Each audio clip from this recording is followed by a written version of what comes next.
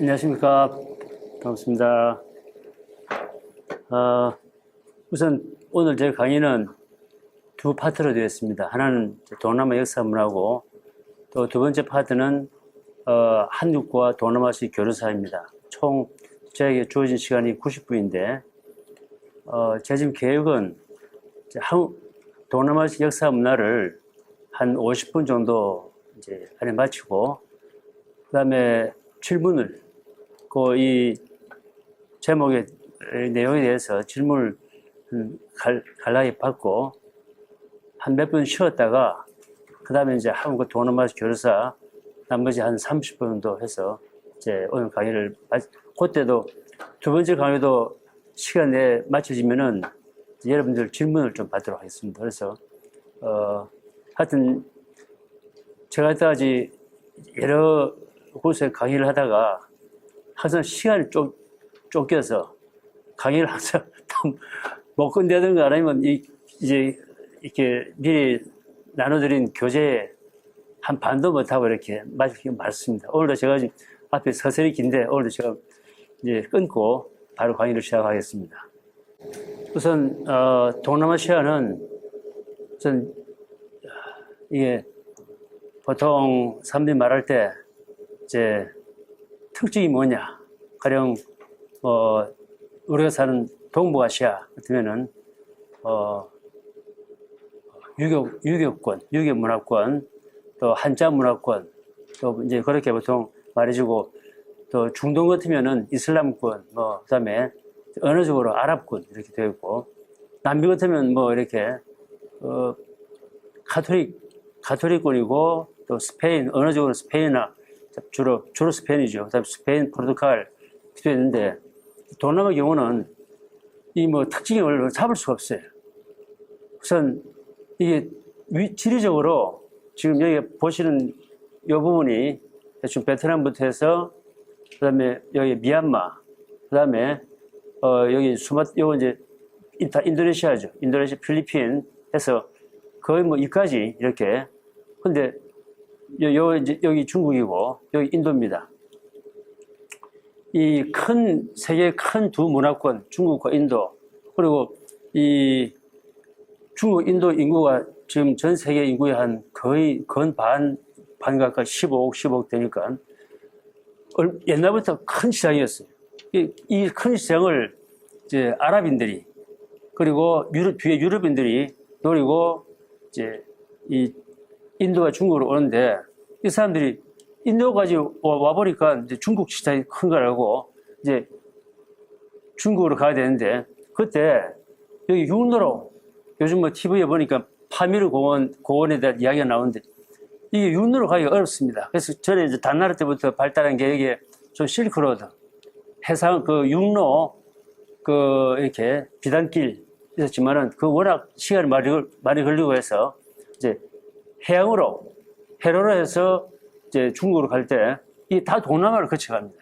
그러니까 그다음 중국은 중국대로 또 이제 인도로 가기 위해서 결국 동남아를 경유해야 되니까 이게 동남아가 몇 천 년 전부터 이제 서양으로부터 혹은 중동으로부터 중국까지 그리고 중국에서 또 역으로 가는 그 길목이었어요. 그러니까 어떻게 보면 지정학적으로 동북아와 인도, 중동, 유럽 간에 일종의 횡단요 혹은 징검다리 역할을 했습니다. 그러니까 그걸 이제 거의 한 3,000년, 4,000년 전부터 진행된 거니까 얼마나 다양한 문화가 그리고 문화라는 게 이제 언어, 종교, 민족 다 포함해서 여러 다양한 이 요소가 들어왔습니다. 그리고 그 과정에서 이 동남아가 이제 이런 주위의 나라들과 접촉을 하면서 이제 자기들도 이렇게 문화를 받아들인 거죠. 그리고 또 한편으로는 동남아 국가들끼리 서로 전쟁을 하거나 외교, 무역 또 이주 통해서 끊임없이 서로 교류를 하고 특히 또 맨 뒷부분은 이제 16세기부터 일어난 식민주의. 동남아가 또 세계적으로 또 식민 통치의 지배를 받는 나라가 굉장히 다양합니다. 포르투갈, 스페인, 네덜란드, 영국, 프랑스, 그리고 이제 19세기 말에 미국, 또 그리고 20세기 2차 대전 때 일본이 들어와서 일본이 동남아를 한 5년 가까이 지배를 해요. 그러니까 뭐 벌써 이것만 8나라인데, 7나라인데, 하여튼 이런 과정을 거치면서 동남아가 굉장히 다양합니다. 그래서 학자들이 연구를 하다 보니까 이게 뭔가 이게 하나를 붙잡히지 않는 거예요. 그래서 결국은 특징이 뭐냐? 결국 답을 낸 게 영어로 diversity, 다양성. 그래서 이제 일단 동남아를 이해할 때는 이제 이거를 이 점을 봐야 됩니다. 그래서 뭐 중동 혹은 유럽 같으면은 이제 그리스, 라틴어, 이제 그걸 바탕으로 해서 언어가 발달하고, 그 다음에 종교적으로는 이제 기독교죠. 인도, 남아시아, 인도에도 보면 일단 힌두교, 그리고 힌두교에서도 뒤에 파생한 불교, 또 그리고 뭐 이제 인도의 산스크리트, 또 뒤에 힌디, 대충 그게 일단 일종 틀이 있어요. 중아시아도 보면은 다양한 뭐 타지키스탄, 키르기스탄 뭐 많지만은 중아시아도 다 보면은 거의 이슬람권이고 또 아랍 영향을 많이 받습니다. 하여튼 이 다양성이 이제 동남아의 특징이라는 걸 이제 중시하시고, 저는 동남아를 이해할 때 이제 이 다양성을 중시하면서 동남아를 이해하는데 제일 중요한 포인트가 뭐냐? 저는 4가지를 봅니다. 우선은 동남아시아 식민주의. 이 동남아시아 오늘날 같은 정치 구조, 또 국경, 또 오늘 자본주의적인 경제 활동, 또 종교적인 구조, 뭐 이런 걸 다 이제 영향을 미치는 거는 식민 통치. 이게 몇백 년 동안 특히 이제 유럽인들의 식민 통치를 통해서 이게 쭉 진행되다 보니까 오늘날 너무 거다가 이제 식민 통치 과정을 통해서 유럽인들이 뭐 아프리카에서 제일 열심히 하지만은 국경선을 자기들 마음대로 끊는 거예요. 이게 이쪽 국경 나라에 속할 민족들이 국경선을 끊음으로써 다른 나라에 가 있으니까 그 다른 나라에 가 있던 민족들이 이제 이거를 우리가 종교도 맞지 않고 언어도 맞지 않고, 그래서 이제 독립 투쟁 내지는 분리 독립 투쟁을 하면서 오늘 동남아시아 곳곳에 시끄러운 데 많습니다. 다 그런 게 이제 어떤 식민주의 영향이고, 두 번째는 저는 종교라고 봅니다. 동남아는 세계적으로 종교의 다양성이 제가 볼 때는 제일 심한 것 같아요. 아프리카도 물론 이제 민속 종교 다양하지만은 동남아는 뭐 불교도 대승불교, 소승불교 다 있고, 뭐 티베트 불교까지는 안 들어왔지만은 이슬람, 그리고 카톨릭, 개신교, 또 이 민간신앙도 어마어마하게 퍼져 있습니다. 그래서 이제 이 민간신앙이 밑에 바탕이 되어 있고, 그 위에 뒤에 불교가 들어오고 또 기독교, 이슬람이 들어왔지만은 뒤에 들어온 종교들이 전부 민간신앙과 결합을 해요. 그래서 하여튼 이제 거기다가 동남아는 어느 한 특정 종교가 그 나라의 그 주민들의 보통 반 이상을 다 이제 믿는. 그래서 뭐 태국 인구의 한 90몇 %, 캄보디아 90몇 %, 미얀마 80몇 %, 이슬람 쪽에 가면은 뭐 인도네시아 80%, 뭐 말레이시아가 60몇 %, 필리핀의 카톨릭이 또한 80, 90, 동티모르, 조그만 나라 동티모르가 인구의 95%인가 천주교예요.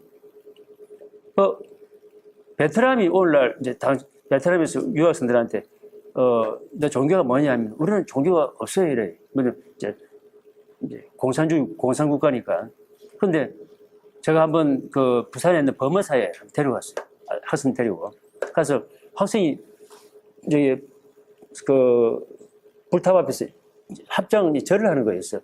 너 종교가 없다고 하면서 불교 신자구만 했더만에 자기 부모님들이 다 절에 가서 이렇게 예명을 드린대요. 그래서 사실 베트남에 14세기, 13세기 말 우리나라 조선 왕조 그때 올라오기 전에 우리나라도 고려시대까지 불교가 아주 세다가 조선 왕조 들어서서 이제 유교가 이제 힘을 발휘했는데 베트남도 그 시점까지 불교가 굉장히 셌습니다. 그래서 그 후로 이제 베트남도 우리가 비슷하게 유교가 그것도 우리나라처럼 주자학이 들어와서 베트남을 지배하다가 뒤에 이제 공산국가가 되니까 또 종교가 없어지고. 근데 여전히 베트남 민중은 일단 불교가 깔려있어요. 그럴 때 베트남도 상당히 이제 인구의 반 이상이 불교를 믿는다 보고, 싱가포르 같은 나라는 화교가 중국계가 인구의 한 90% 이상을 차지해요. 90% 차지해요. 그래서 싱가포르에서 거의 그 사람들이 대승불교를 거의 대승불교는 유교예요.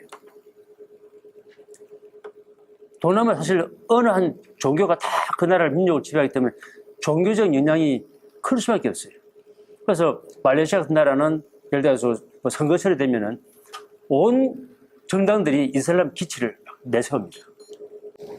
그래서 종교가 동남아에서 아주 중요하고, 그 다음에 동남아시아에서 세 번째 중요한 점은 화교입니다. 중국계, 화인. 그래서 이제 제가 다른 이번 박물관 산책에 다른 교수님들 교재를 보니까 굉장히 하는 분들이 문화에 초점을 두고 있어요. 근데 제가 이제 저도 이렇게 해야 될 거 알았더라면은 저도 교재를 완전히 문화에 두었고, 그때 만약 문화에 두었다면 종교, 또 제가 지금 말씀드린 이 화교, 또 여성 이렇게 두었을 건데, 이 동남아가 세계에서 화교가 제일 힘을 갖고 있는 곳이에요. 물론 이제 미국, 캐나다, 뭐 호주 이런 여러 지역에도 중국계가 많지만은 사실 뭐 이런 미국도 화교들이 뭐 경제의 큰 부분을 차지하고 있고, 심지어 엘리트, 뭐 정치, 뭐 문화 뭐 등등에서 아주 중요한 사람이 많지만은 동남아 경제가 그냥 다 이 화교 손에 있다고 해도 과언이 아닙니다. 인구는 동남아 전체의 한 5%인데 우리나라의 화교 인구가 0.05%예요. 하여튼 우리나라보다 한 100배 정도 이제 인구 비율이 많은 건데, 동남아 전체 경제의 제가 볼 때는 한 80 내지 90%가 화교 손에 있습니다. 그러다가 중국계가 동남아시아에 이 돈이 많으니까 집안에 돈이 자식들을 거의 다 미국이나 뭐 유럽에 유학을 보내고, 또 동남아 자체 내에서도 가장 좋은 대학교예요. 그래서 이제 말레이시아에서는 예를 들어가지고 이제 말레이시아 대학교, 말레이시아 제일 좋은 우리나라 같으면 서울대학교인데, 이 중국계 학생들이 거기 너무나 진학을 많이 해요. 말레이시아 정부가 이래가지고 안 그래도 지금 중국계가 우리나라를 다 휘잡고 있는데 대학마저 안 되겠다 싶어가지고 이 정책을 펼치는데, 인구 비율로 대학 입학 할당을 줬어요. 그래서 중국계는 너희들 인구가 한 4분의 1밖에 안 되기 때문에 대학 입학 정원에 4분의 1만 차지해라. 그래서 화교들이 그만 너무나 황당한 정책을 듣고는, 그럼 너희들끼리 참고 잘 살아라. 그러면 자기 자식들을 미국으로 보내는 거예요. 돌아와서는 똑똑하니까 정치에 참여하고 언론에 그 나라의 실제적인 이렇게 권력을 쥐을 수 있는 그런 분야에 진출하죠. 그래서 경제, 사회, 또 심지어 화교 정당이 만들어집니다. 하여튼 동남아를 이해하는 데서 제일 중요한 게 제가 볼 때는 화교예요. 그러다가 맨 마지막으로 여성. 여러 동남아 전공하는 정치학자, 뭐 문화인류학자, 사회학자들이, 역사학자들이 보면 책 서문에 이렇게 씁니다. 자기가 볼 때는 동남아는 전체 문화적으로 연구할 때 제일 주목할 부분이 문화적인 다양성이다. 그러면 두 번째는 여성의 역할이다. 제가 여러 지역을 보니까 동남아만큼 여성이 활발한 곳이 없어요. 적극적이고. 그래서 제가 사실 이런 부분을 강의하지 못해서 제가 좀 섭섭합니다. 일단 오늘은 주로 역사 그리고 간단한 문화 부분만 하겠습니다. 우선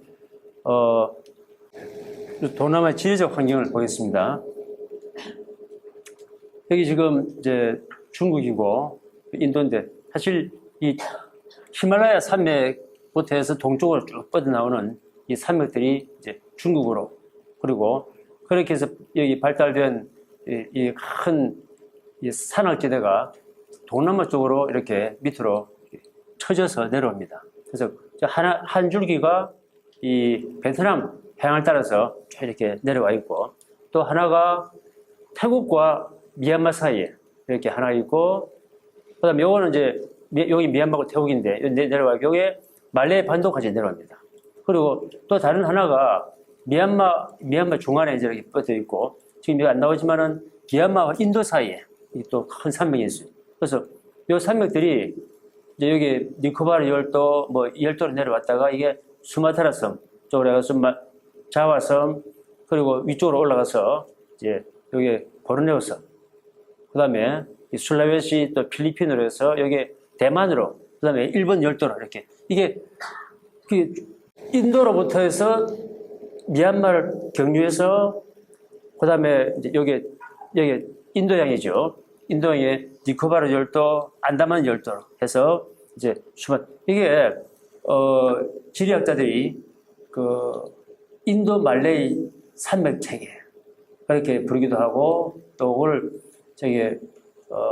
활 모양 활처럼 생겼다고 해서 이제 이 동남아시아의 활 모양의 산악지다 이렇게 부릅니다.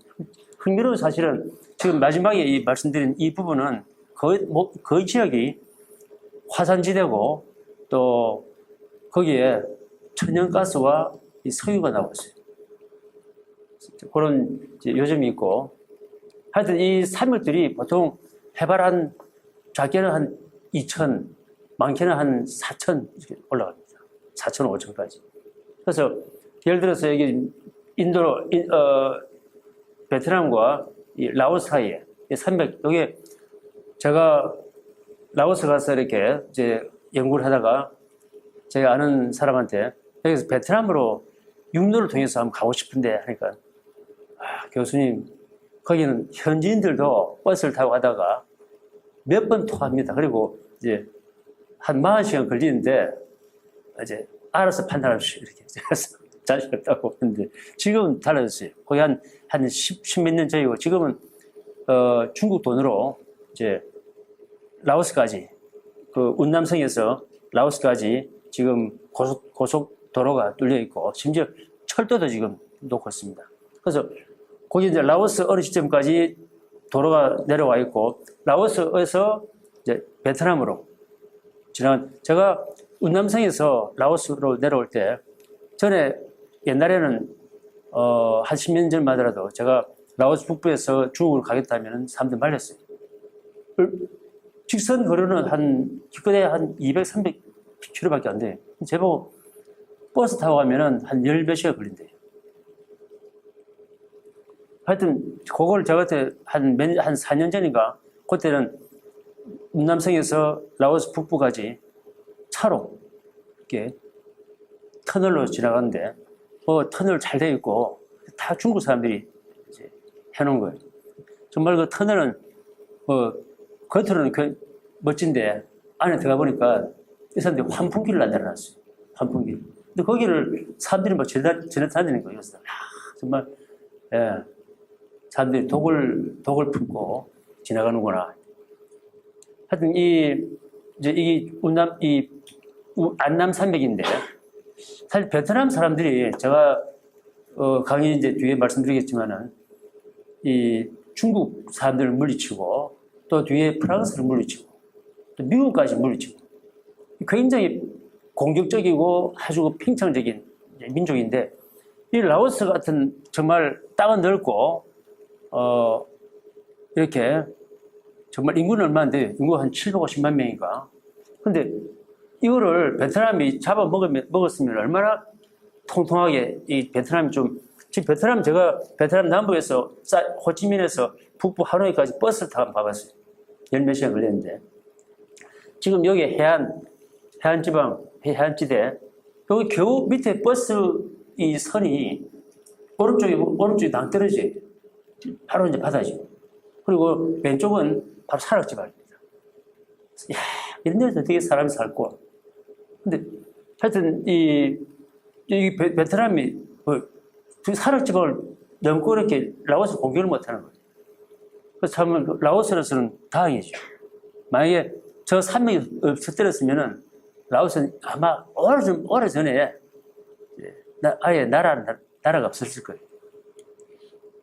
그 다음에 이제 미얀마 같은 나라 보면은 미얀마가 소수 물교입니다. 이슬람이 조금 들어왔는데 거의 이제 미얀마에 살고 있는 인도 사람들이 조금 이슬람을 가져 들어왔고 또 힌두교도 조금 들어왔는데 거의 힘을 못 쓰고 있고. 근데 옆에 나라는 방글라데시 봤어요. 미얀마 바로 방글라데시는 거의 이슬람 국가입니다. 제가 볼 때 만약에 인도와 이 미얀마 사이에 이 거창한 산맥 이것도 해발 한 4,500 되는데 이 산맥이 엎드렸으면 오늘날 미얀마가 훨씬 더 인도가 되어 있지 않을까 이렇게 싶습니다.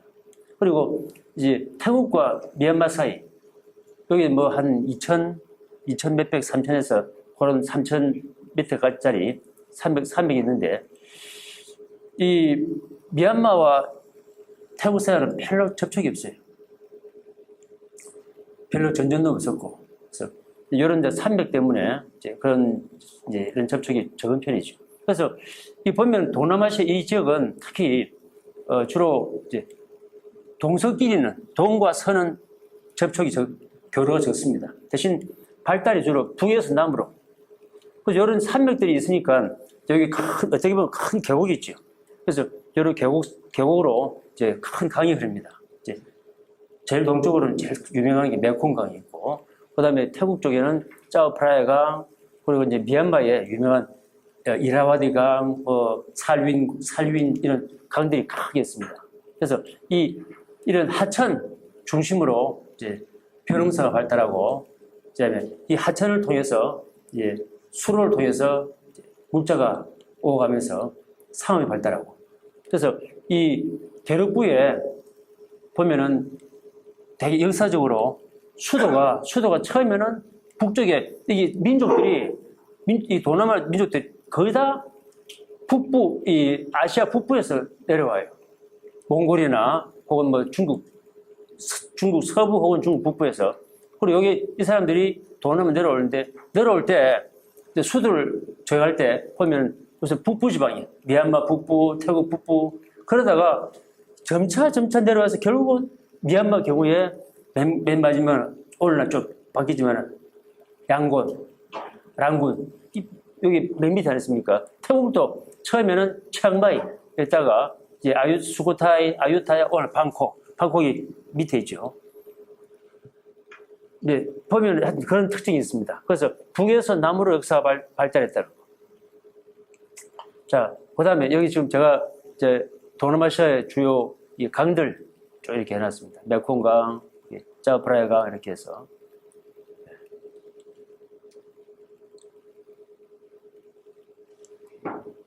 자, 동남아 지리적 환경 이제 두 번째 부분으로 불의 고리, 영어로는 ring of fire 이렇게 되어 있는데 이게 ring of fire가 사실은 동남아에 대한 것이 아니고 이게 이제 환태평양 지역, 그러니까 미국의 서부 지방부터 해서 그다음에 이제 남미, 페루에서 남미 쪽 해서 그다음에 그게 이제 그 호주를 돌아서 이렇게 해서 동남아를 다 품고 그다음에 이렇게 인도 지나서 인도에서 히말라야 산맥으로 연결되는 이게 소위 저 유명한 링 오브 파이어 불의 고리 지역입니다. 이 불의 고리 지역에 이제 그 화산이 그리고 지진이 자주 일어나는 거죠.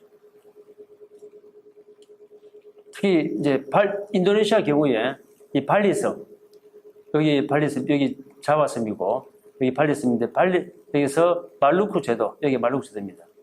여기까지 섬들이 있는데, 보면은, 한 섬을 보면, 섬 중앙에는 높은 산이 있어요.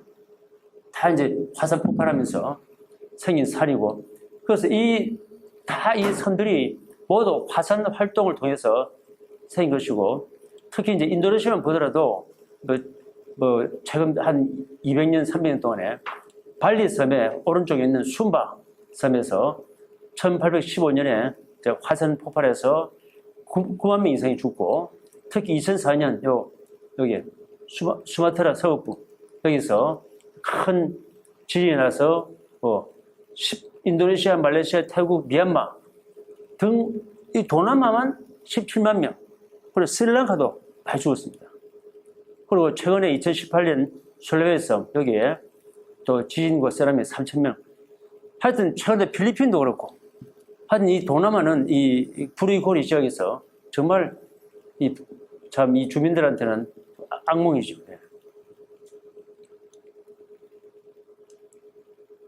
그 다음에 세 번째 지리적 환경 특징은 동남아가 계절풍, 몬순 영향을 받는 지역이에요. 그래서 이제 하도 바람이 중요하기 때문에 아랍 사람들이 동남아를 옛날부터 뭐라고 부르는가 하면 이 lands below the winds, 바람 아래의 땅이다. 그래서 그 바람 아래 땅의 특징이 뭔가 하면은 특히 계절에 따라서 바람 방향이 바뀌는데, 우기 때 동남아는 보통 이제 그런 말 하죠. 계절이 이제 두 개밖에 없다고, 건기, 우기. 근데 최근에 제가 캄보디아에 갔다 온 어느 분한테 이제 이야기를 들었는데, 캄보디아에 사는 우리나라 사람들이 이제 우스갯소리로, 그래도 캄보디아에 4가지 계절이 있다는 거예요. 사실 우기나 건기나 이제 보통 동남아는 건기 때, 건기가 겨울 지역이죠. 우리나라도 겨울인데 조금 시원하다고 하는데, 그래도 30도예요. 물론 이제 우기 제일 4월이 더운데, 그때는 정말 덥습니다. 한 38도 이렇게 정신없을 정도로 더운데, 캄보디아에 있는 주민들이 하는 말이 이제 제일 더운 계절, 그다음에 어느 정도 더운 계절, 그리고 이제 좀 살만할 정도로 더운 계절, 그리고 보통 더운 계절, 이렇게 해서 다 더운 계절이에요. 하여튼 이제 대륙부라는 게 북위 8도, 여기가 싱가포르입니다. 대충 적도가 요 정도예요, 적도가. 북위 8도가 요 정도 되고, 그러니까 필리핀이 다 북위 8도 이북 지역입니다. 그래서 요 이북 지역은 우기, 건기가 분명하게 나누시는데, 우기가 5월부터 10월 초, 건기가 10월부터 4월인데, 이 우기 때는 이제 서남 계절풍, 그러니까 이제 서남 쪽에서 동북쪽으로 바람이 불죠, 이렇게 해서. 그 다음에 건기 때는, 건기가 이제 10월부터 4월인데 동북에서 이렇게 붑니다. 여기에 도서부는, 그 다음에 이제 이 지역에 북위 8도 이남 지역은 사실 건기, 우기 구별이 없어요. 1년 내내 이제 비가 오고, 이제 또 기온도 그렇게 큰 차이가 없고. 그래서 사실 이제 여기 싱가포르인데, 싱가포르가 살기가 좋습니다. 그래서 그 중간에 있으니까. 말레이시아 특히 쿠알라룸푸르 살기가 괜찮아요. 그래서 정말 우리나라 사람들이 어떻게 알고 이렇게 말레이시아 같은 데 가서 살려고 하는지. 네, 이제 이 계절풍을 이용해서 사람들이 오래전부터 무역을 하고 또 농사를 짓고 했습니다. 그래서 이제 무역을 할 때 중국 사람들이 동남아로 올 때는 항상 겨울에 출발해야 돼요. 이제 북쪽에서 부는 바람을 등에 안고, 등에 이제 업고, 이렇게 동남아로 배를 타고 와야지 쉽게 내려오니까, 거꾸로 하게 되면은 위험합니다. 시간도 많이 걸리고, 이제 이게 풍랑을 만나서 표류할 줄 모릅니다. 그리고 남쪽에서, 동남아에서 중국으로 갈 때는 거꾸로. 그래서 중국 사람들이 옛날에 당나라 때나 송나라 때, 청나라 때 동남아에서 무역을 할 때, 장사를 하기 위해서 내려올 때는 이제 겨울에 출발해서 동남아 왔다가 한 달 걸려서 왔다가 거기서 한 몇 개월 장사를 하고 그다음에 모든 이제 사업은 현지인들한테 맡겨놓고 현지인 조수 내지는 뭐 협력자 그래서 동남아로 온 사람들이 주로 현지차를 구해놓습니다. 현지차한테 맡겨놓고 자기는 이제 올라가죠. 올라갈 때는 이제 건기 때, 우기 때 올라갑니다. 그래서 우기 때 올라가고 또 몇 개월 때 그 패턴이 이제 오래전부터 지속되면서 동남아시아 화교 사회 생긴 거예요. 그 다음에 어업도 그렇고, 자, 이 동남아시아의 세 번째 이 지리적 환경 특징은 이 동남아가 대륙 동남아하고 도서 동남아로 구분된다는 것입니다. 대륙 부분은 일단 뭐 요건데 베트남, 라오스, 캄보디아, 태국, 미얀마 이렇게. 근데 사실 말레이 반도까지도 다 대륙부인데 요거는 이제 말레이시아 쪽으로 요거는 그냥 도섭으로 집어넣습니다. 그래서 도서가 필리핀, 인도네시아, 그다음에 말레이시아 이렇게 그 지명에 시아가 붙으면은 섬을 끼고 있는 지역이에요. 그래서 뭐 미크로네시아, 폴리네시아, 그럼 이제 다 이렇게 무슨 섬입니다. 그래서 원래는 이 말레이시아가 되기 전에 요 지명이 말라야였어요. 말라야. 여기 이제 말레이 반도 쪽만. 뒤에 이 말라야가 수마트라 섬 요 부분을 자기 이제 영토로 편입시키면서 드디어 말레이시아 이렇게 됐습니다. 그래서 이 지역 도서부 지역은 다 보면 어떻게 보면 이슬람권이에요. 혹은 뭐 필리핀 경우에 가톨릭인데 사실 필리핀에 이제 스페인 사람들이 1560년대에 들어와서 식민 통치하기 시작하는데 그때 벌써 마닐라에 상당한 무슬림 주민이 있어요. 그때만 해도 이슬람이 겨우 갓 들어왔을 때니까 이슬람 신자들이 꾸란 경전 잘 모르고 기껏해야 안다는 게 돼지고기를 먹으면 안 된다 정도. 네.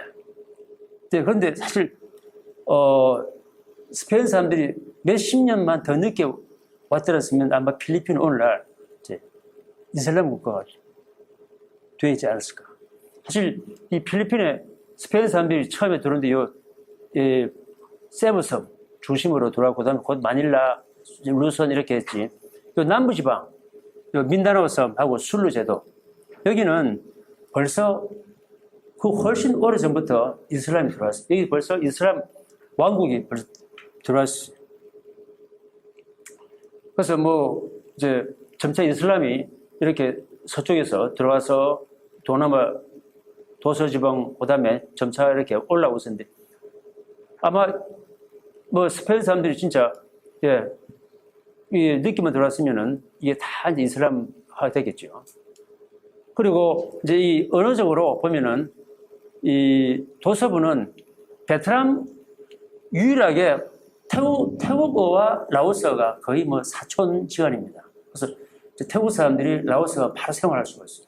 라오스에 TV를 켜면은 거의 라오스 TV는 너무 재미가 없어요. 주로 뭐 공산당 그 활동 이제 선전 보여주고 뭐 그 정도고 이제 태국 방송을 틀면 막 이렇게 뭐 쇼도 하고 연예도 하고 이렇게 하니까 이제 라오스 사람들이 그래도 신문도 너무 라오스 신문 재미가 없어요. 그래서 이제 태국 신문 이제 받아보고 그러는데 라오스 정부 걱정을 하는 거예요. 이러다가 라오스가 없어지는 건 아닌가. 사실 저는 이제 라오스 회화는 약하지만은 책은 있습니다. 근데 뭐 이제 어느 차이 거의 별로 없어요. 이제 조금 이렇게 발음새 조금 차이가 있고 액센트에 좀 차이가 있고 또 어휘에 조금 차이가 있습니다. 하여튼 태국 사람들이 웬간한데 그래도 방콕식 태국어를 구사하면 라오스 사람 다 알아들어요. 근데 이제 라오 정부로서는 이제 기분 나쁜 거죠. 분명히 라오 표현이 있는데 왜 태국식 표현을 씁니까? 그래서 그걸 자꾸 이제 국민들한테 그걸 계몽시키고 있는데, 그 외에 이제 다른 나라 언어들, 미얀마와 벌써 태국어는 완전히 다른 언어예요. 그리고 태국어와 캄보디아 또 완전 다르고, 또 태국어와 베트남 전혀 다릅니다. 제가 독일에서 공부할 때 제가 이제 태국어 중심으로 하고, 그다음에 뒤에 라오스 배우고, 캄보디아 배우고, 미얀마도 배웠어요. 근데 좀 미얀마건 캄보디아건 너무 어려웠어요. 우선 알파벳부터가 너무 어려워요. 발음도 어려워. 그래서 제가 뭐 조금 하다가 다 그만두고 지금은 완전히 잊어버렸어요. 근데 이렇게 다양한데, 이 지역은 어떻게 보면은 특히 말레이시아하고 인도네시아는 뭐 말레이시아, 인도네시아, 브루나이가 여기 있죠. 그리고 동티모르, 이게 다 보면 이제 인도네시아, 말레이 인도네시아 계통인데 거의 비슷합니다. 예.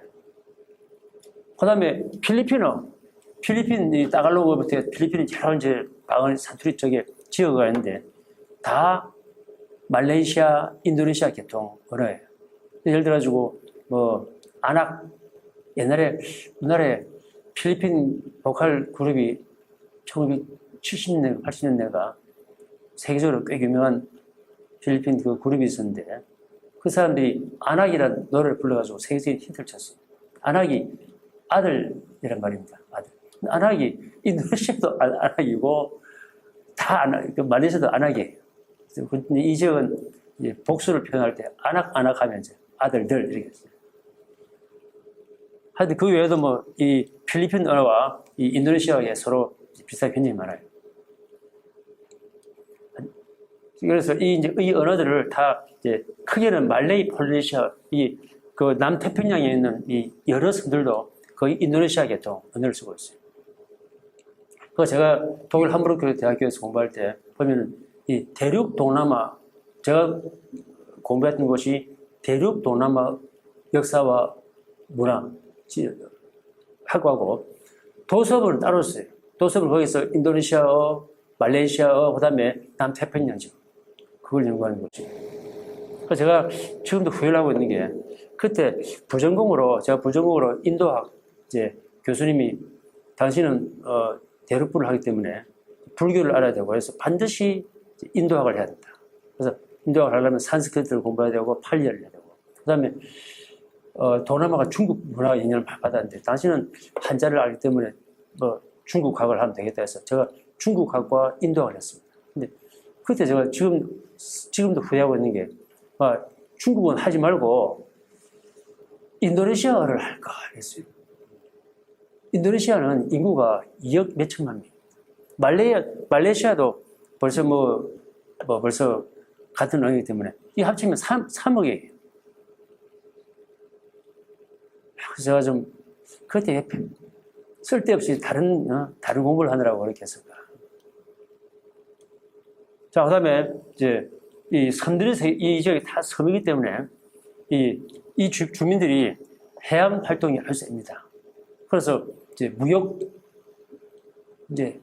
해양 무역도 아주 세고, 그 다음에 마지막으로 이 지역이 전반적으로 산맥이 발달하기 때문에 화산 지진이 발생한다는 것입니다. 지금 여기에 다 이게 빨간 부분이 다 산맥들인데, 특히 화산 석유, 그다음에 이제 여기 석유가 많은 곳이 이 지역하고, 또 이 자와서 일대하고, 또 술라웨시, 그다음에 지금 요즘 중국이 요 지역에 몇몇 섬들을 자기 중국 땅이다, 중국 영토다 해서 해양 영토 분쟁이 일어나고 있는데, 자기들 주장은 옛날에 벌써 중국인들이 한나라 시대 때부터, 벌써 2000년 전부터, 동남아에 가서 이 지역에서 활동을 했다. 그리고 자기 영토래.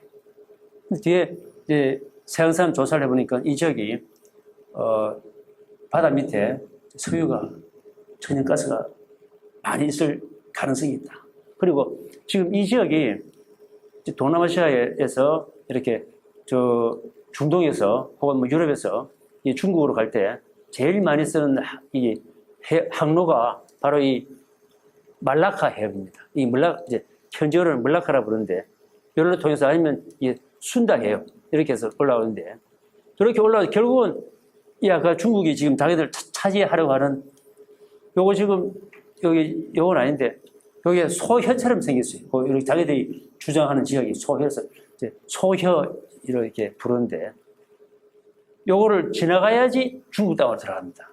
그래서 이 지역을 우리나라도 지금 중동에서 석유를 수입할 때 일본도 그렇고 다 이 해로를 통해서 들어와요.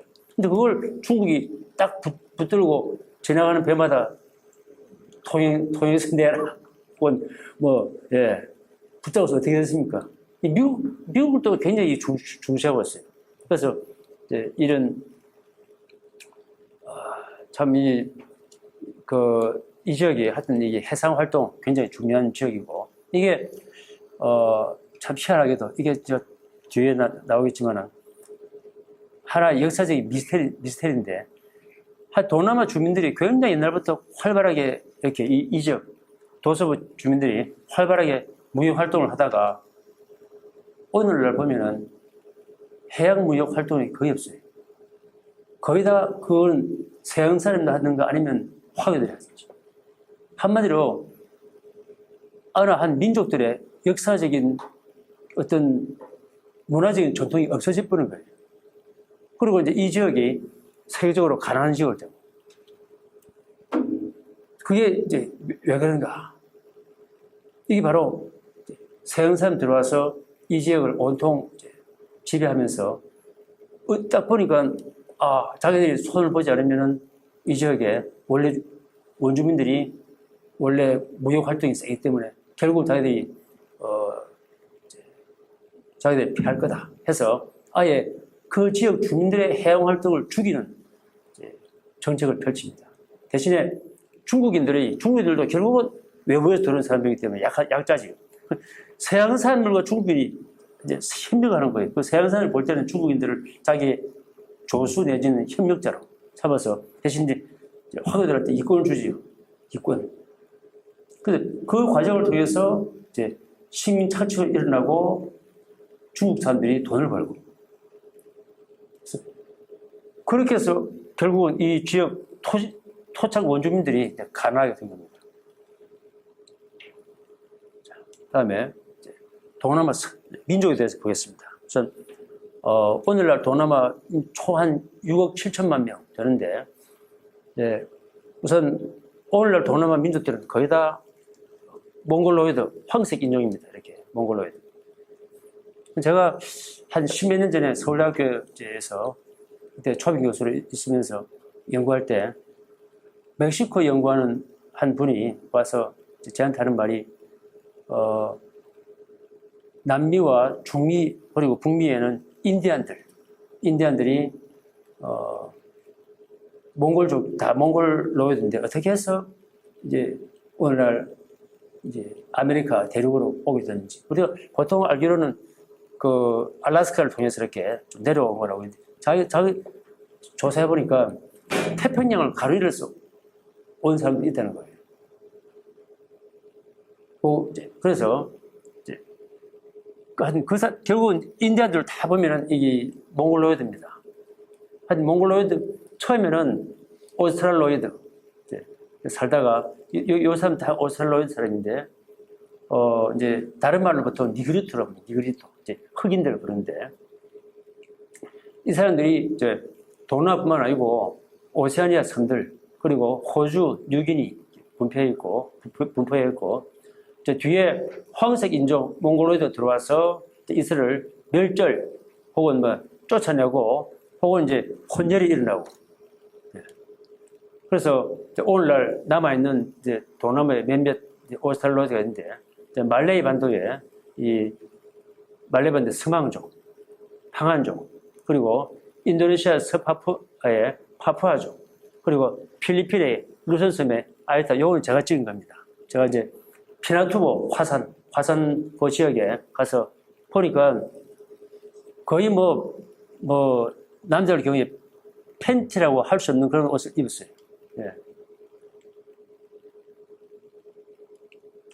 자, 몽골로이드가 동남아로 들어오게 되는데, 이제 이게 크게 몇몇 민족이 있습니다. 오스트로네시아, 오스트로아시아, 이제 티베트, 버마, 그리고 따이까지. 여기 이제 동남아의 민족들이고, 뒤에 몽미엔, 요 중국에서 건너온, 중국계 소수민족들이에요.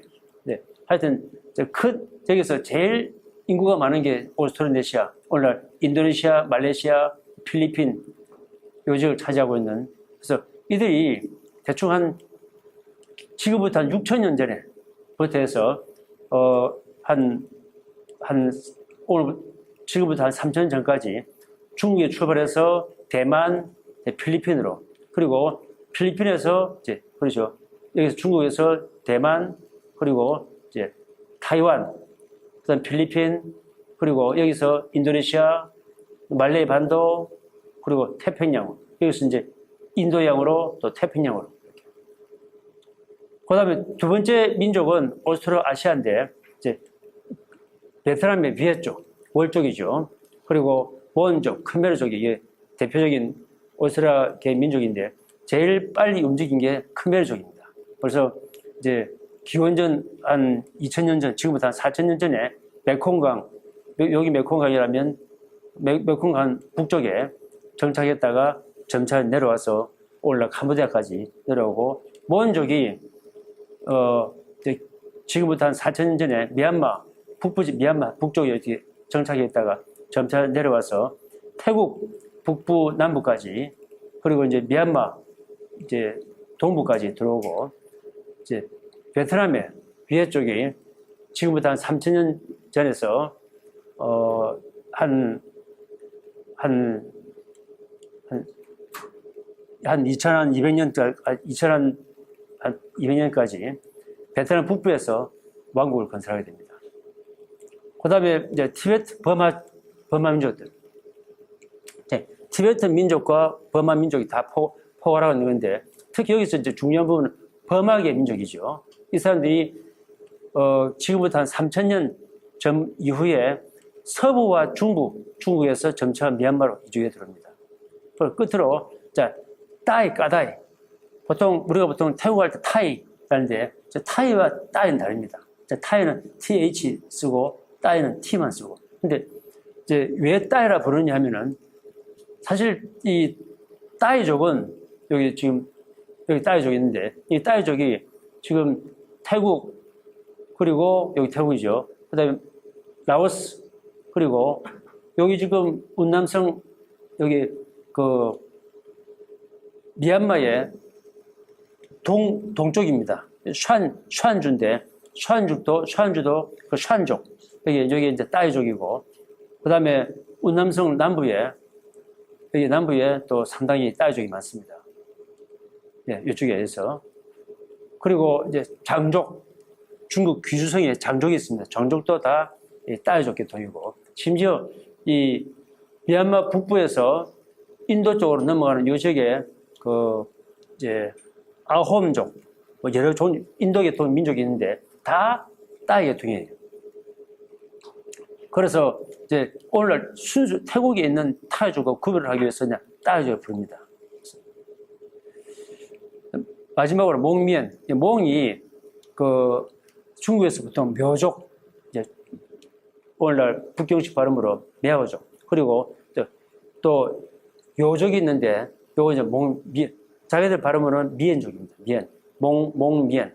그래서 이 사람들이 주로 북부 지방에 이렇게 해서, 이 사람들이 사실은 여기 지금 파란 색깔, 여기 지금 귀주성만 들어가 있는데 이게 잘못되어 있고, 사실은 이 사람들이 미얀마 북부, 또 그리고 라오스 북부, 태국 북부, 베트남 북부 이렇게 참 넓게 퍼져 있어요.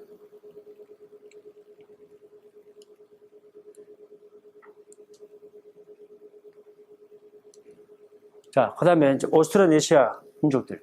지금 여기 지도 하나 제가 얹어놨는데, 지금 여기 호주고, 여기 동남아입니다.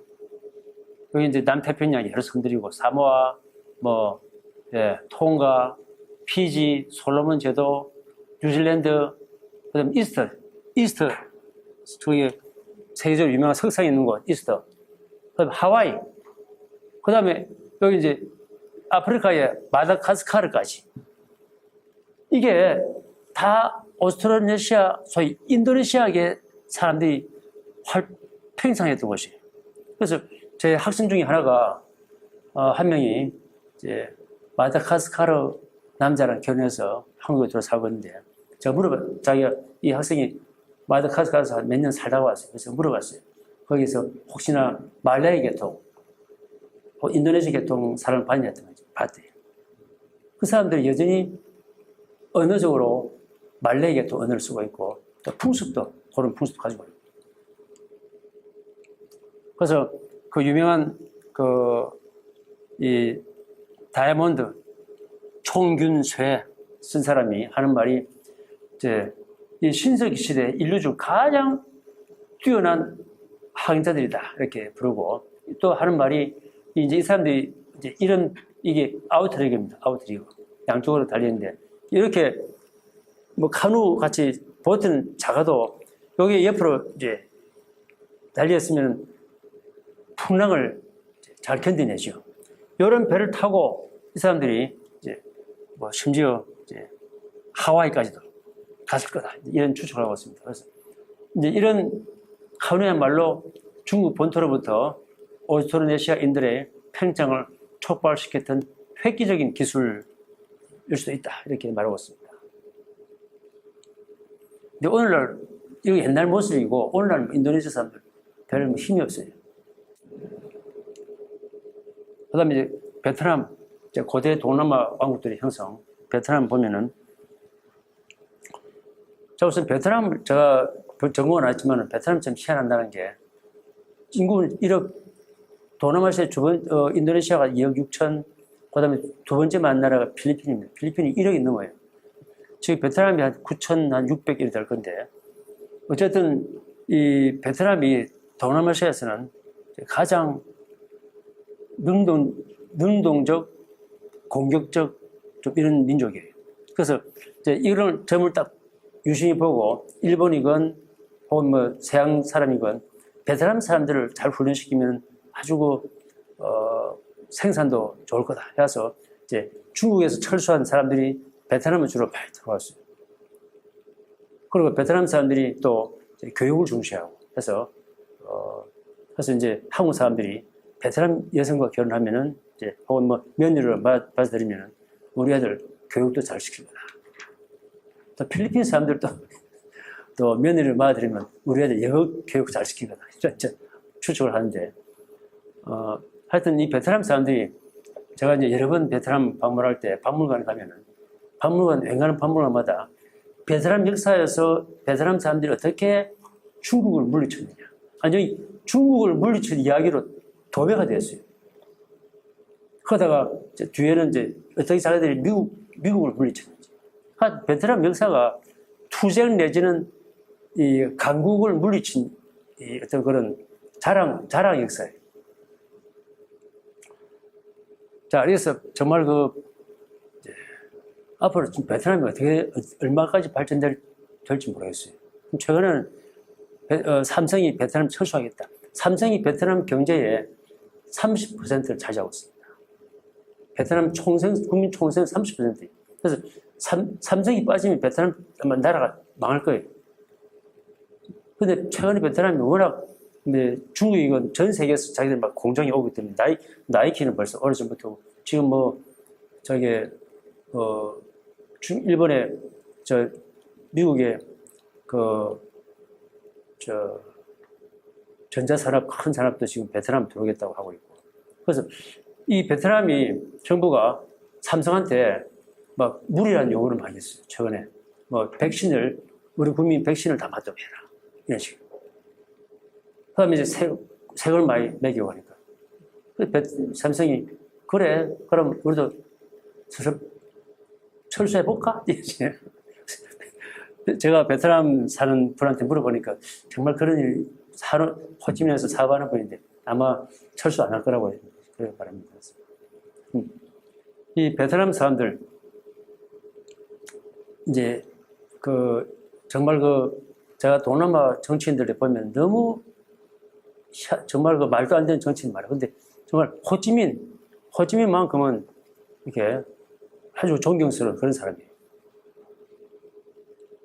자, 우선 최초의 뭐 나라다운 나라가 이제 생긴 게 남월, 남비엣 건설이고, 이게 월이 그 한자로 월이 이제 한자로 그 북경식 발음은 이제 위에 되는데 베트남은 위에 됩니다. 위에. 최초로 생긴 남월인데 이게 월납 거꾸로 하면 이제 비엔남이 되죠. 비엔남. 그래서 기원 207년에 기원전 207년에 홍강이 한 대충 오늘날 그 하노이를 지나가는 그런 강입니다. 그래서 북쪽에 있고, 그 다음에 이제 기원전 111년부터 기원 후 939년까지 1050년 동안 중국의 지배를 받습니다. 그래서 이때쯤 돼가지고 벌써 중국 한나라, 우리나라가 그 한나라가 우리나라 들어와서 한사군 설치하는 거 있죠. 그 시점인데, 중국도 비슷하게 중국 이렇게 그 지방 정부를 건설하고 거기서 직접 지배를 합니다. 그래서 그 기간 동안에 무려 1050년 동안 이제 중국에 각종 문화가 들어옵니다. 한자, 그리고 단어들, 또 중국의 문학, 기술, 의식주, 하여튼 동남아 웬간한 나라들과 비교해보면 너무나 중국식이에요.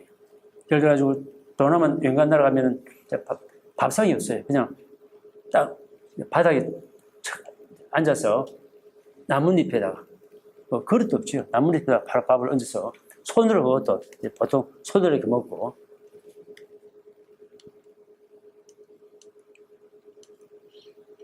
네. 손으로 먹고 하는데 벌써 오래전부터 베트남은 의자, 그 다음에 탁자 생활, 심지어 동남아는 침대 이런 개념이 없습니다. 그냥 방바닥에 자는 거지. 근데 중국식으로 하면 침대가 있고, 그 다음에 이제 수저, 젓가락이 있고, 뭐 옷도 동남아 사람들 원래 옷이 없었어요. 그냥 아예 웃돌은 없고, 이제 밑에 해봤자 그냥 천으로 뭐 높이 한 1m, 길이 한 2m짜리 천 하나로 둘둘둘 감아다가 끝부분을 위에다가 이렇게 이제 넣으면은 그냥 치마처럼 되고, 중간 부분을 좀 올려가지고 귀쪽에다가 이렇게 집어넣으면 그냥 바지가 되는 거예요. 그래서 미얀마에 가면은 시골에 여전히 그런 옷을 많이 입습니다. 심지어 미얀마는 독특하게 동남아시아에서 제일 좀 보수적인 나라 같아요. 여전히 그걸 이제 미얀마어로 뭐라 부르는데, 옷 이름이, 미얀마 당국이 국민들한테, 공무원들한테 출근할 때 전통 옷을 입고 출근할 것. 그래서 양곤이 이렇게 웬간한 대도시에 가서 아침 보면 사람들이 그 옷을 입고 출근하고 있어요. 그리고 미얀마는 옛날 지금도 길거리에서 저기 이렇게 씻는 담배는 아닌데 하여튼 배틀이라고, 씹으면 빨간 붉은 물이 나오고 사람들이 정신이 좀 몽롱해지는데, 그거를 동남아沿岸 나라는 다 없어졌어요. 근데 미얀마는 국민의 한 50% 이상이 그걸 지금도 씻고 있어요. 그 제가 미얀마 가서, 현지에 가서 이렇게 지방 가서 조사를 했는데, 제 옆에서 인터뷰를 이제 하는 그 사람이 계속 그걸 씹는 거예요. 씹으면 이제 한참 한 몇십 분씩 그건 뱉어내지. 낼 때는 그냥 거의 뭐 붉은 피가 나오는 것이. 그리고 저 주머니에 쌈지, 옛날에 할아버지들 이렇게 쌈지에다 담배를 넣고 다시 그런 게 있어요. 허리춤에. 근데 거기다 또 꺼내가지고 또 탁탁탁 해서 또 씹고 해서. 그걸 뭐 그만하라고 뭐라 할 수도 없고. 그것도 여전히 아주 센 나라고, 또 불교 전통도 아주 세고, 하여튼 미얀마는 그리고 이제 사람들이 고집이 세고, 그 미얀마 한국이 미얀마 사람 들어왔는데 겉으로 보기에는 착한데 보통 고집이 아닙니다. 태국 사람들도 보면 착하게 생기는데 얼마나 자존심이 센지 자기들이 아시아에서 식민 통치를 받지 않은 유일한 두 개의 나라 중에 하나고 일본과 자기들은 일본과 거의 같은 나라다. 이런 식으로. 그래서 태국 사람들이 우리나라 사람들 아주 우습게 보죠, 지금도. 그래서 한국 유학생이 미국 가서 자기가 하는 말이 기숙사에 들어갔는데 기숙사에 분명히 태국 사람처럼 생긴 자기를 아주 인사를 안 받는 거예요. 기분이 나빠서 다시 어느 나라로 생각하면 태국이래. 그 생각이, 야, 당신 타일랜드에서 온 사람이 어떻게 그럴 수 있냐 알아보니까 이 귀족 집안 유학생, 학생이에요. 정말 저도 제가 80년대 그 방콕에 갔을 때 제가 한국에서 왔다면 사람들이 저를 별로 뭐 번쩍만쩍 하더라고요. 근데 이제 90년대, 2000년대 가니까 한류가 퍼지고 그러니까 그때는 벌써 달랐어요. 그래서 저를 막 제가 이제 저도 알고 갈 때는 CD 이제 구해다가 한류 CD를 구해다가 주면 얼마나 좋아하는지.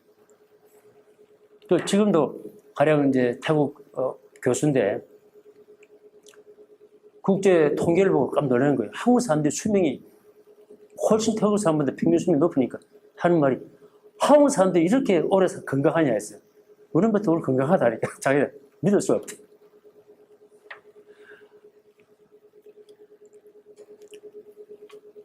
하여튼 근데 이제 천년 이상 지배를 받으면서 이제 하여튼 철저하게 이 베트남이 종교적으로도 이제 유교, 도교, 또 불교 여기 이제 삼교인데 삼교죠. 그래서 베트남어로 이제 땀자오라는 말씀, 땀자오 삼교인데 중국 베트남 종교가 뭐냐 하면 우리는 땀자오라 해요. 유교도 중시하고 도교도 섬기고 이제 불교도 섬기고 중국 종교가 뭐냐 하면 중국에도 이제 중국도 역시 마찬가지로 불교, 유교, 도교 이렇게 됩니다. 도교는 특히 옥황상제 모시고 뭐 부엌신 뭐 이런 거 각종 그 외에 뭐 중국이 민간에서 내려온 각종 신들이 다 이제 도교에 속하는데 하여튼 이 종교도 그렇고 예, 특히 이제 유교 관련돼서 중국 통치를 그리 받으면서 미워하는데 불구하고 중국의 유교 제도는 흡수하는 거예요. 가보니까 이게 국가 통치하는데 정말 발달한 부분이기 때문에 특히 과거 제도 이런 거 행정 제도 뭐 무슨 우리나라처럼 옛날에 육조 이런 거 있잖아요. 뭐 형조, 예조, 뭐 이조 이런 거 받아들이고 그다음에 베트남 법을 이제 법전을 만들 때 중국 법을 따라서 만들고 자 베트남의 중국 투쟁 역사 그래서 여기 몇 사람들이 이제 여성이 또 중요한 역할을 할 부분이 있습니다. 초기에 정지, 정리, 정작 자매, 봉기 939년에 이제 중국 군대에 대해서 바익당 전투 승리하고 몽골 군대가 이 동아시아에서 자기 정복하지 못한 나라가 두 나라예요. 하나는 베트남, 하나는 일본. 일본은 이제 태풍 때문에 못 갔고 이 몽골은 이제 베트남은 산악지방 이제 이 베트남 중국에서 베트남은 넘어올 때 거기도 좀 제법 산맥이 있습니다. 그래서 1980년대에 중국과 베트남이 전쟁이 있었는데 그때 유명한 폴폿 들어보시죠? 크메르 루즈 그 킬링 필즈 그 이야기 그거를 이제 그 폴폿 무리를 몰아낸 게 베트남 군인인데 몰아내고 이제 거기에 신베트남 정권을 세웁니다. 그러자 중국이 왜 우리 동생 나라를 너희들이 함부로 건드리냐 하면서 중국이 베트남을 이제 전번에 응징하겠다 해서 전쟁을 벌였는데 그게 3년 동안 지속됐는데 중국이 결국 못 이겼어요. 그때 이제 이 밀림 지역에서 전쟁하기 어려웠고, 당시 베트남은 1975년 그 미국과의 소위 베트남 전쟁이 끝난 지 얼마 안 됐습니다.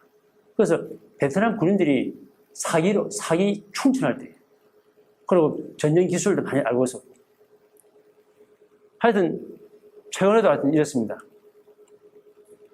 그리고 이제 중국에 대해서 특히 재밌는 게, 이제 자기들은 뭐란가 하면, 중국, 당신들은 북쪽에 있다, 우리는 남쪽에 있다. 서로서로 영토가 다르기 때문에 우리 땅을 엿볼 생각하지 말아라.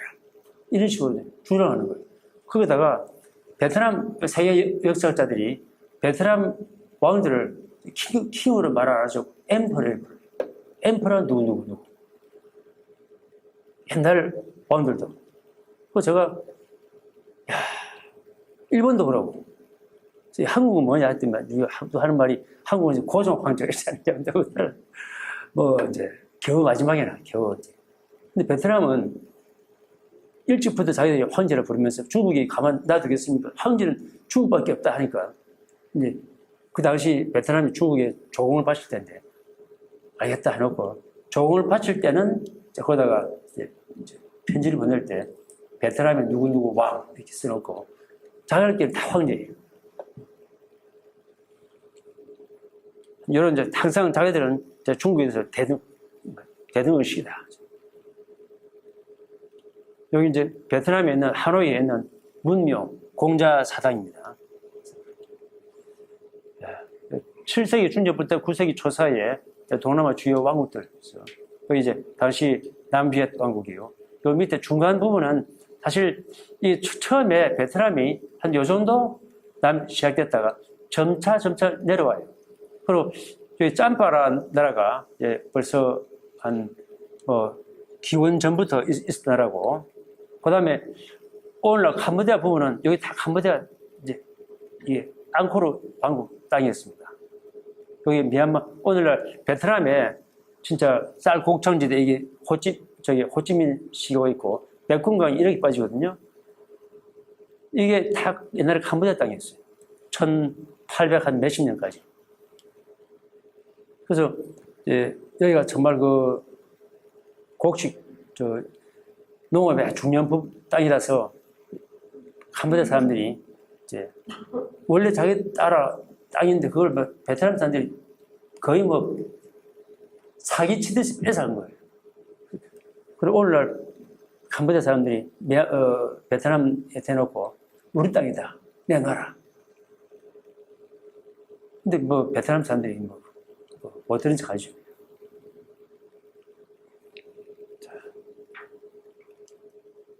자, 베트남, 제가 어떻게 해서 아까 베트남 초기에 이제 이렇게 해서 한 11세기까지는 여기 이제 베트남 영토였습니다. 하노이가 여기 있고, 여기에 11세기쯤 되면은 요 정도까지 14세기에 15세기 때 이만큼, 그리고 18세기 말쯤 돼야지 오늘날 이렇게 베트남 남부까지 내려옵니다.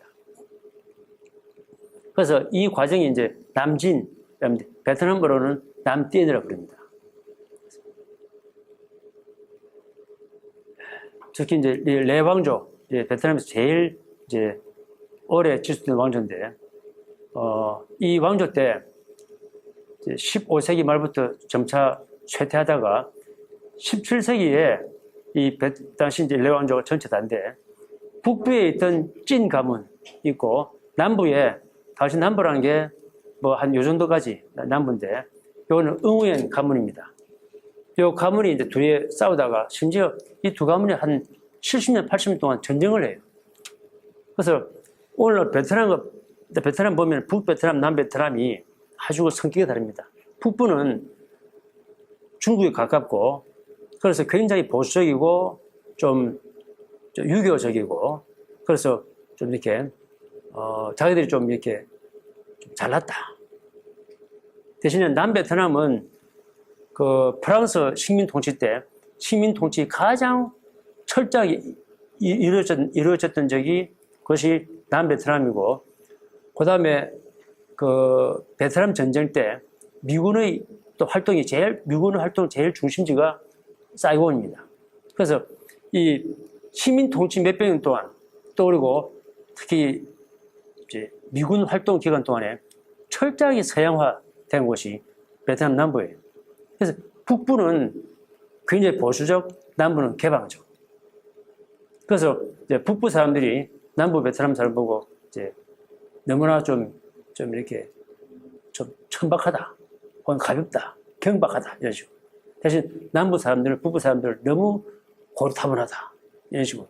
그래서 이 서로 좀 이렇게 적대적인 관계예요. 그래서 공산당 내에서도 누가 이제 북부 사람들이 북부 출신이 공산당 그 주석이 되느냐, 또 총석이 되느냐, 아니면 남부냐. 그래서 북부 사람이 되면은 사람들이 또 이제 베트남 앞으로 몇 년 동안 너무나 이렇게 보수적으로 흐르겠구나.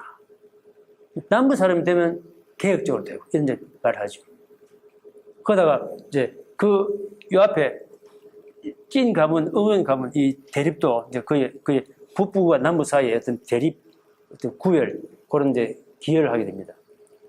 그러다가 1771년에 남부지방에서 떠있은 반란이 일어나서 이 왕조를 멸망시키고, 멸망하자마자 이 응우엔 가문, 요 남부지방에 응우엔 가문 출신인 응우엔 푹아인이라는 사람이 일어나서 태국의 도움을 좀 받고, 당시 프랑스 신부들이 베트남에 왔는데 그 사람들 도움을 통해서 프랑스부터 무기가 들어오고 해서 이제 1802년까지 다 떠있은 군대를 몰아내고 응우엔 왕조를 창건합니다. 여기 이제 베트남 1900 몇십 년까지 있을 때는, 자, 이 인도네시아 이게 보통 옛날에는 자바라고 불렀는데 자바. 자, 근데 얼마 전에 국립국어원, 한국의 국립국어원에서 이제 해외 그 용어들을 한국 발음으로 어떻게 이제 표준화하자 해가지고 표준화해서 이제 동남아를 고전 이전부터 뭐 중국어는 다 해놨고 뭐 유럽어, 영어 다 했다 동남아를 이제 하나하나 하면서 이제 뭐 태국어도 다 이제 하면서 그때 뭐 신문에 났던데 우리나라 사람들이 많이 가는 그 태국 유명한 관광지 방콕 말고 푸켓, 항상 언론에 푸켓 쓰다가 푸켓 이렇게 써야 된다 해서 이제 그 식으로 인도네시아 용어를 정리하면서 자바가 아니고 자바다. 여기 현지인 발음입니다. 그리고 말라카가 아니고 물라카다 이렇게. 제가 지금 여기에 있는 건 다 그런 그런 반영해서 썼습니다. 원래는 여기 K인데 그래서 캐들이 쓰다가 제가 보는 이것도 크들이에요. 크들이. 그래서 자와 섬에 주로 처음에는 다 힌두교 계통에다가 여기 이제 마자파이시라는 나라가 왕국이 오늘날 인도네시아 거의 모든 지역과 말레이 반도까지 여기 다 차지했던 큰 나라인데 여기에 이제 1527년에 멸망하고 이제 이때부터 본격적으로 이슬람이 이제 동남아에 퍼집니다. 자, 서양 진출과 동남아 식민화. 이게, 이제 처음에 포르투갈 사람들이 이제 물라카, 요걸 점령하면서, 여태까지 이 향료 무역, 이게 제일 중요한 무역 아이템인데, 이 향료 산지가 바로 이 지역입니다. 여기에서 이렇게 해서, 이제 후추는 원래 인도에서부터 들어온 것인데, 어느 시점부터 인도 후추보다 동남아 후추가 훨씬 더 질이 좋고 생산이 많았어요. 그래서 어쨌든 여기에 이제 향료, 여기에 물라카를 경유해서 이제 인도 그다음에 중동으로 이제 다시 중동에서 그 홍해를 건너서 그다음에 이제 지중해로 가서 지중해에서 이제 베네치아, 베네치아가 유럽으로 그 향료를 퍼뜨리는 또 제일 중심입니다. 근데 특히 유럽까지 가기까지 이 중동의 무슬림 상인들이 이 나머지 부분을 다 찾아왔어요. 이게 얼마만큼 많은 이익이 이익이 생기는가 하면 여기에서 예를 들어가지고 100g에 예를 들어가지고 10원이었다. 그러면 벌써 영국 런던에서는 그게 뭐 몇천 원 하는 거예요. 그 수백 배 장사니까 이게 막 유럽인들이건 중동 사람이건 인도 사람이건 달라붙죠. 그래서 드디어 이제 고전까지 무슬림들이 지배해온 이 향료무역 시장을 이제 요걸 통해서 그리고 이 물라카를 지배하게 되니까 이걸 통해서 유럽인들이 뒤에 네덜란드 사람, 영국인, 프랑스 사람들이 이제 다 들어오게 됩니다. 그리고 이제 스페인 사람들이 그 뒤에 1565년에 필리핀 세부에 점령하고 그다음에 필리핀이 카드르가 되고 그다음에 1898년에 미국이 들어와서 필리핀을 이제 차지합니다. 그리고 17세기에는 네덜란드 사람들이 들어와서 이제 오늘날 자카르타가 당시 바타비아였는데 바타비아를 이제 자기들 식민지 수도로 삼고 건설하고 그래서 네덜란드가 이제 향료뿐만 아니고 후추 그리고 주석이 이 말레이 반도 쪽에 많습니다. 그래서 뭐 말레이시아 여행하다 보면은 뭐 쿠알룸푸르나 관광하다 보면은 꼭 관광 안내 지역에 주석 기념을 파는 데 갔어요. 그래서 뭐 맥주잔 이거 파는데 하여튼 이거를 네덜란드가 유럽의 조그만 나라인데 제가 보면 올림픽 보면 얼마나 운동을 잘하는지 한 독점을 하는 과정에서 이제 사람들을 많이 죽입니다. 현재는 많이 죽이고 특히 네덜란드가 당시 영국보다 훨씬 센 게 우선 바다를 정복하는 즉 항해술 뛰어나고 선박을 건조할 때 훨씬 더 좋은 선박을 건조하고 그렇게 해서 그런 실력이 있는 그 항해술과 또 배를 가진 네덜란드가 인도네시아 여기 이제 자카르타를 중심으로 활동할 때 무려 배가 수백 척 그리고 2만 명 정도의 네덜란드 군인들이 왔어요. 그런 해군을 이끌고 이제 뭐 향료 제도에 말 안 듣는 뭐 왕이 있다. 그럼 그 가서 박살을 내는 거예요. 그래서 그걸 통해서 정말 깡패짓 하면서 이 지역을 다 석권하게 됩니다. 늦게야 18세기 말에 영국 진출하고 대신 이제 처음에 돌아오자마자 보통 페낭이라는 정확한 발음이 이제 페낭입니다. 그리고 특히 싱가포르를 획득하게 되면서 점차 보니까 이게 이 사람들이 이게 싱가포르고 여기 페낭입니다. 이 보니까 이게 주석 산지고 주석이 이제 돈 되는 것이고 뒤에 19세기 말에는 고무가 들어옵니다.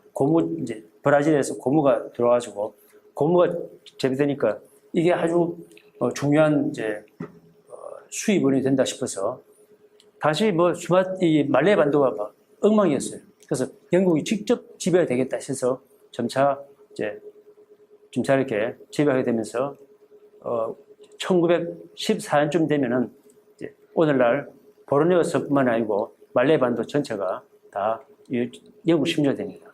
또 그리고 이 미얀마를 이제 1885년에 드디어 전체 식민사로 만드는데 전쟁을 3번 걸칩니다. 그래서 1820년대 한 번, 1850년대 한 번, 끝으로 80년대. 그다음에 19세기 후반에 프랑스가 진출하게 되는데 이제 이것도 베트남 남부에 시작돼가지고 북부까지. 그래서 여기 이제 56년이 남부 맨 마지막에 이제 후예를 공격해서 이제 베트남을 전체 심지하고, 그다음에 캄보디아를 1863년, 또 라오스를 1893년 이렇게. 그다음에 태국이 이제 유일하게 독립을 했는데 이제 이 요인으로 제가 볼 때는 이게 중요합니다. 영국 식민지 아닙니까? 그리고 베트남 식민지, 그 사이에 딱 끼어 있어요. 당시 19세기가 영국과 프랑스가 전 세계를 둘러싸고 이 식민지 경쟁을 할 때, 근데 이제 태국이 어느 한 나라에 넘어가 버리면 이게 영국이고 프랑스가 두 나라 사이에 큰 전쟁이 나기 때문에 두 나라 사이에 타협이 일어나는 거예요. 절대로 태국은 건드리지 말자. 심지어 어느 이제 쪽에서 무슨 제안을 하는가 하면 그러지 말고 태국의 중간에 강이 있는데 짜오프라의 강이 있는데 그 강 맨 끝에까지만 가서 나머지 다 잡아먹고 그거만 남기잖아요. 그것도 안 됐습니다. 여기 이제 서양산 주로 주장하는 요인이고 두 번째는 이제 19세기 후반부터 20세기 초까지 태국 국왕들의 아주 능동적인 이제 근대화. 라마 4세, 라마 5세. 라마 5세가 이제 쭈랄롱콘 왕인데 이 왕 이름 따서 쭈랄롱콘 대학이 방콕이 유명한 대학이 있습니다. 근데 정말 제가 봐도 주변 나라들 비교하면 미얀마 국왕들 너무나 고집. 앞에 좀 있으면 영국이 쳐들어오고 불구하고 끝까지 고집하는 거예요. 우리는 미얀마의 그 토착 신들이 우리를 지켜준다. 이런 식으로. 하여튼 이 태국은 그에 비해서 일찌감치 심지어 이제 이 라마 5세 때 라마 5세 그 킹 왕과 거기 나오는 왕이 양반이에요. 이 사람은 아예 영국에 대놓고 우리가 영국과 불평등주의하고 우리가 맺겠다. 먼저 선수를 칩니다. 식민학 원인 한번 한번 텍스트를 한번 좀 보세요. 보시고 오늘 강의를 여기서 마치겠습니다. 예.